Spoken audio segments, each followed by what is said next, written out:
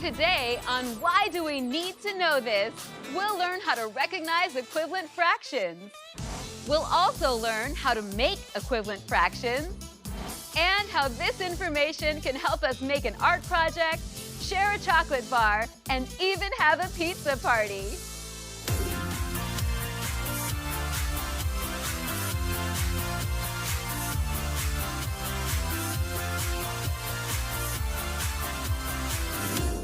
I have more chocolate than you. No way. I have much, much more.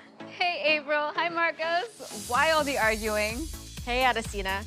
Maybe you can help us settle this little debate. I have half a chocolate bar. And I have 3/6. Obviously, I have more chocolate because I have 3 pieces. No, I have more because my one piece is bigger. So how can we settle this once and for all? We can understand how 1/2 and 3/6 are related by learning about equivalent fractions. Okay, I can see how that settles this chocolate bar debate. But why else do we need to know this? Understanding equivalent fractions can help us make an art project, share a chocolate bar, and even have a pizza party. Let's explore. Let's start by reviewing what we already know about fractions. A fraction represents part of a whole. For example, 1/4. I remember that the number above the line in a fraction is called the numerator. It tells us how many parts we have. And the number below the line in a fraction is called the denominator. It tells us how many parts are in the whole. Great job. If you've never learned about fractions before, check out our other video called Intro to Fractions on the Number Line. In today's lesson, we'll learn about equivalent fractions. Earlier today, each of us ate some pizza. Let's see how much pizza we have left.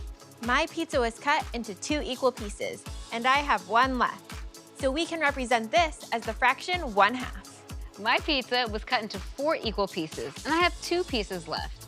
We can represent this as the fraction 2/4. My pizza was cut into 8 equal pieces, and I have 4 pieces left. We can represent this as the fraction 4/8. So, who has more pizza left? Well, just by looking at them, we all have the same amount of pizza. Good observation. What's the difference between them? The only difference I see is the number of slices the pizza is cut into. Since yours was cut into 2 pieces, there's 1 left. Since this one was cut into 4 pieces, there are 2 left. And this one was cut into 8 pieces, so there are 4 left.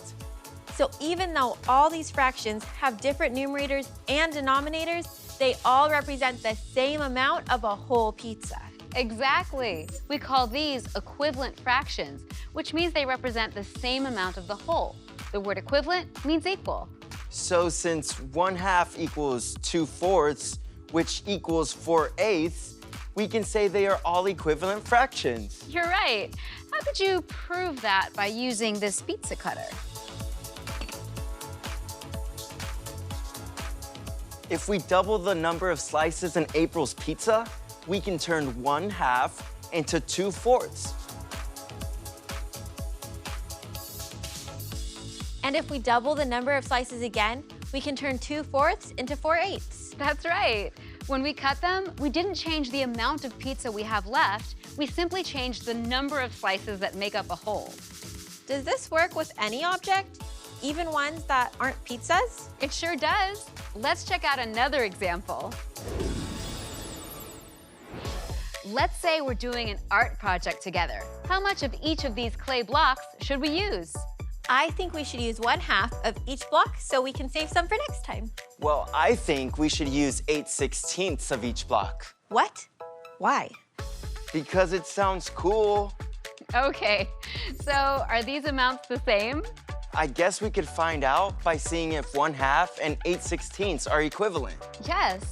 First, let's show what 1/2 of a block of clay looks like. And now, if we cut all the pieces in half, we can show what 2/4 looks like. And if we do that again, we can show what 4/8 looks like. And if we do that again, we can show what 8/16 looks like. All of these are the same amount of clay. So 1/2, 2/4, 4/8, and 8/16 are all equivalent fractions. Excellent. That means all these amounts are equal. Let me show you how we can make equivalent fractions like these and more using operations. This piece shows the fraction 1/2. When you cut it like you did, you're doubling the number of pieces that make up one whole and the number of pieces you have. We can show this as multiplying the numerator and denominator by 2. Okay, 1 times 2 equals 2. 2 times 2 equals 4.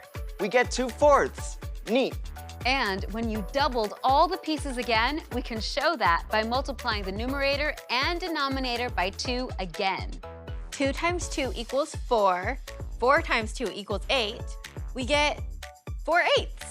And then when we doubled all the pieces again, we can repeat that one more time. 4 times 2 equals 8. 8 times 2 equals 16. We get 8/16. So does this mean to find an equivalent fraction, we could just multiply the numerator and denominator by the same number? That's right. Go ahead and try it with any number. Okay, so if I want to make an equivalent fraction of 1/2, I can multiply both the numerator and denominator by any number, as long as it's the same for both. Let's try 5. 1 times 5 equals 5, and 2 times 5 equals 10. So we get 5/10, which is an equivalent fraction of 1/2. Let me try. I want to multiply both the numerator and denominator by 12. 1 times 12 equals 12, and 2 times 12 equals 24. So we get 12/24, which is an equivalent fraction of 1/2. Exactly.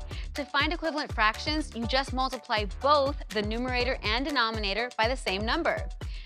You can make your art project now.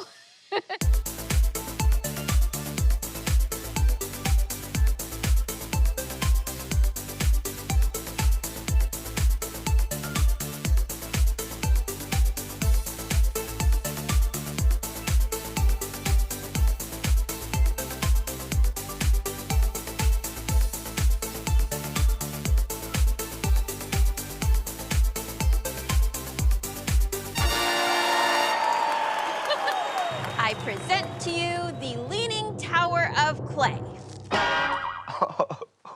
Okay, I think I'm going to stick to math. I like it. Comparing equivalent fractions can help us serve lunch. For example, here we have 2/3 of a sandwich, 6/9 of a sandwich, and 10/15 of a sandwich. Are we each getting an equal amount? Let's use multiplication to generate equivalent fractions to see if they're equal. Great idea. Go ahead and find a bunch. Let's start with 2/3 and multiply the numerator and denominator by 2. 2 times 2 equals 4, and 3 times 2 equals 6. So 2/3 is equivalent to 4/6. Now let's multiply the numerator and denominator by 3. 2 times 3 equals 6, and 3 times 3 equals 9. So 6/9 is another equivalent fraction. Now let's multiply the numerator and denominator by 4. 2 times 4 equals 8, and 3 times 4 equals 12. So this is also equivalent to 8/12. And how about 5? 2 times 5 equals 10, and 3 times 5 equals 15. So this is also equivalent to 10/15. Since all these fractions are equivalent, we can see that 2/3 is equivalent to 6/9, which is also equivalent to 10/15. So we all have an equal amount of sandwich. Excellent. All the fractions you made are equivalent. They all have the same value. Dig in. Woo! Now that we know about equivalent fractions, can you tell me who has more chocolate? Well, I have 1/2 of a chocolate bar. And I have 3/6 of a chocolate bar. If we multiply both the numerator and denominator in 1/2 by 3, we get 3/6. So that means these fractions are equivalent. We have the same amount. So we were arguing over nothing. Now it's time to wonder why. Today, I want to know, why is it that we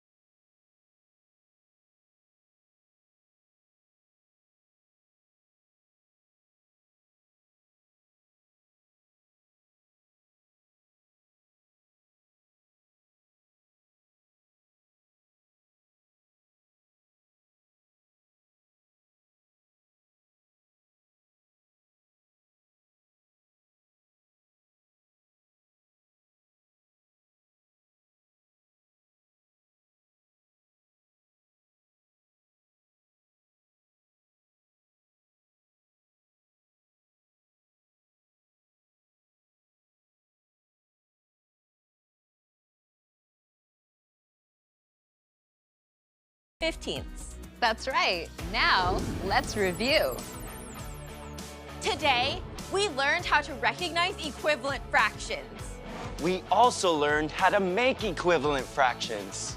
and how this information helped us make an art project, share a chocolate bar, and even have a pizza party. And now you know why you need to know this. I'm Adesina. I'm April. I'm Marcos. And until next time, remember, Always question, always wonder.